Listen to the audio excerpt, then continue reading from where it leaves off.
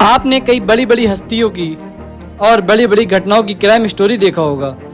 कई ऐसी शख्सियत के बारे में पढ़ा होगा जिन्होंने मेहनत करके जीरो से हीरो बन गए।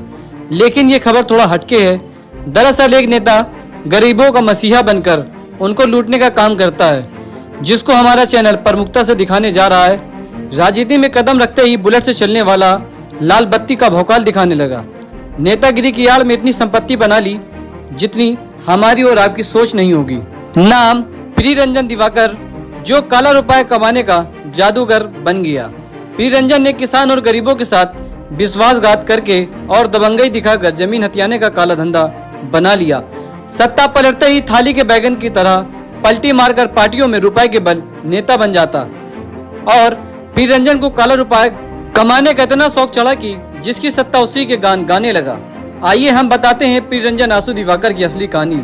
प्रियरंजन डॉक्टरी का छात्र था। अचानक उसके राजनीति का कीड़ा जागा। एक तरफ पढ़ाई की तो दूसरी तरफ राजनीतिक पार्टियों के नेताओं के साथ व्यवहार बनाना शुरू कर दिया। प्रियरंजन ने कांग्रेस पार्टी और बसपा पार्टी से राजनीति की शुरुआत की। प्रियरंजन ने वर्ष 2007 में भाजपा से किसनी विधानसभा चुनाव लड़ा। सपा पार्टी के कई बड़े नेताओं के संपर्क में रहा। उसके बाद उसने वर्ष 2010 में कुरावली ब्लॉक जिला पंचायती का चुनाव जीता। लाल बत्ती मिलने के बाद प्रियरंजन का रुतबा इतना बदल गया कि उसके घर की सब्जियां लाल बत्ती कार से आने लगी। प्रियरंजन की पंचायती खत्म होते ही 2017 में विधानसभा चुनाव के दौरान समाजवादी पार्टी छोड़कर भाजपा में शामिल हो गया। चुनाव लड़ा और हार गया, जिसके बाद उसने सत्ता का दबाव बनाकर किसानों और गरीबों को लूटना शुरू कर दिया। जबरन जमीनें कब्जा करना शुरू कर दी। जब कोई विरोध करता तो उसके ऊपर सत्ता का दबाव बनाने लगा।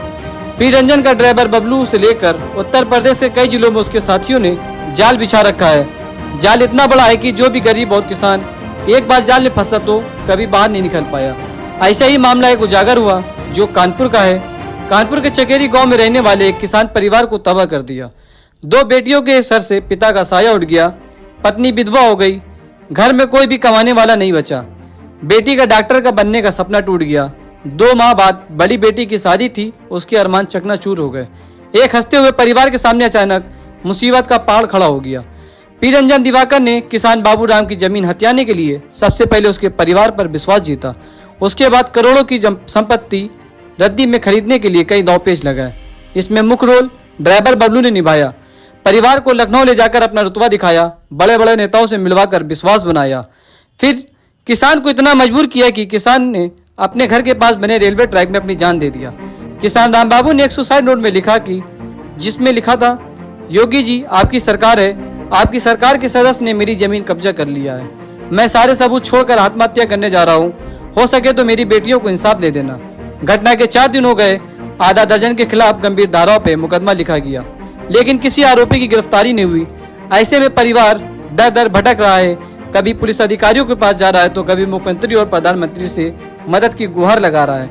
अब देखना है कि सत्ता का नेता होने के चलते उस पर कोई कार्रवाई होगी या नहीं होगी।